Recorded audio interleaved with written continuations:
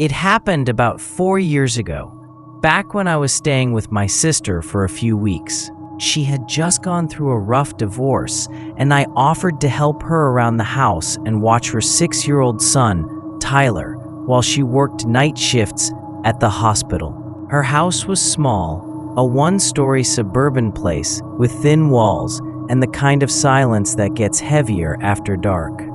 Tyler's room was down the hallway from mine. Bright blue walls, shelves full of toys, and a twin bed with those dinosaur sheets kids always seem to love. I used to tuck him in around 9 p.m., make sure his nightlight was on, and then stay up a bit to watch TV. It was an ordinary routine. Nothing strange, at least not at first. One night, I was in the living room when I heard Tyler talking. Not unusual. He sometimes whispered to his toys before falling asleep. But this time, it sounded like a conversation. 2 voices, his and another one that was lower, too low to be a kid. I turned down the TV and listened. The voices stopped. I told myself maybe it was the neighbors through the vent or the TV from another room. I went to check, cracked his door open just a bit. He was sitting up in bed, staring toward the dark space under it. When he noticed me, he smiled and said, "It's okay, Uncle. I was just talking to the boy." I asked what boy, and he pointed down, "The one who hides under there." I felt this little chill crawl up my neck, but I forced a laugh. "No one's under your bed, buddy. Go to sleep." I checked anyway, nothing but a few Legos and dust. The next few nights, small things started happening. His toys would be in weird positions in the morning, like someone had set up a scene, all facing the bed. The room would smell faintly like damp earth, like wet soil. And sometimes, when I passed by at night, I'd hear soft humming coming from his room. Not him. It was lower, slower. Then came the night. I woke up around 2 a.m. to a soft thud, followed by another, like small feet running across the hall. I got up, thinking Tyler had gone to the bathroom. But when I looked, his door was wide open, and he was standing just outside it, frozen. "What's wrong, buddy?" I whispered. He didn't answer.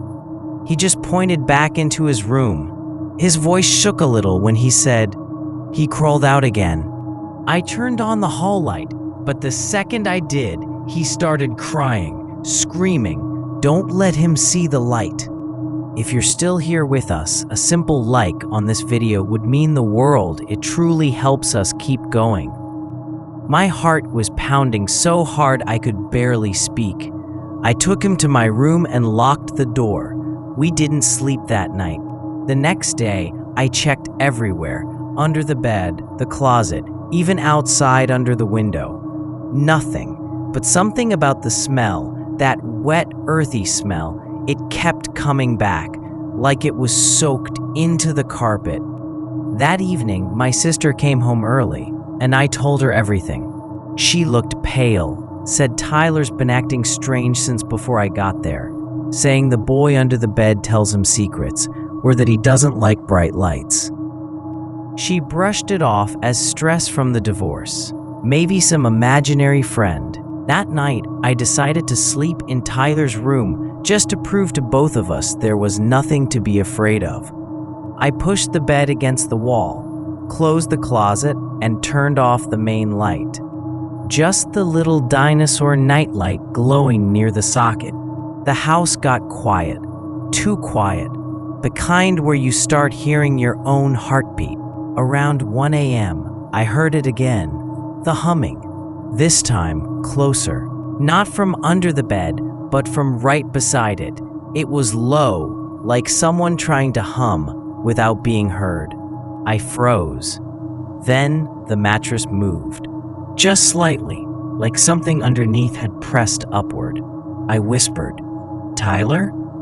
But he was asleep in the living room with my sister. I leaned down, slowly, trying to see under the bed. At first, I saw nothing, just shadows. But then I noticed movement, something pale, an arm, thin and dirty, sliding back under as if trying to stay hidden. I jumped up, yanked the bed away from the wall, and aimed my phone flashlight under it. No one, nothing. But the carpet was damp, like someone had been lying there for hours.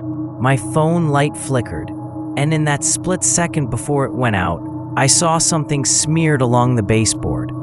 A small handprint, blackish brown, like mud. That was enough.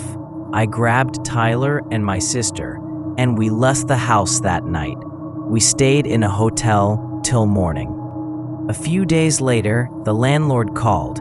He said the carpet guys had found something strange while tearing up the floor in Tyler's room. There was a small, square cutout section under where the bed had been, like a crawl space, sealed with plywood. Inside, they found old clothes, a children's backpack, and a tiny blanket covered in dirt. It looked like it had been there for years. My sister moved out a month later. Tyler never talked about the boy again, but every now and then, if you mention that old house, he'll go quiet. Sometimes he'll hum to himself, that same low, slow tune I heard that night. And every time he does, I swear I can still smell that damp, earthy scent.